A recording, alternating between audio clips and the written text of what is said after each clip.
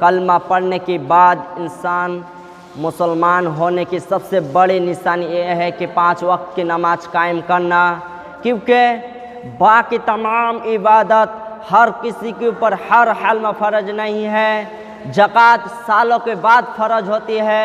रोज़ा 12 महीने में सिर्फ़ एक ही महीना रमज़ान का फ़र्ज है, हज उम्र में सिर्फ़ एक ही मरतबा फ़र्ज है अगर तुम्हारा ताकत तुम्हारा इस्तियात हो तो।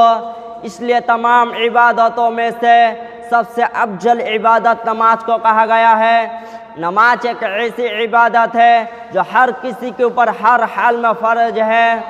नमाज मुसाफिर के लिए भी 5 वक्त की नमाज फ़र्ज है और मुकीम के लिए भी 5 वक्त की नमाज फ़र्ज है, तंदुरुस्त लोगों के लिए भी 5 वक्त की नमाज फ़र्ज है और बीमार के लिए भी 5 वक्त की नमाज फ़र्ज है, मर्द के लिए भी 5 वक्त की नमाज फ़र्ज है, औरत के लिए भी 5 वक्त की नमाज फ़र्ज है, बादशाह के लिए भी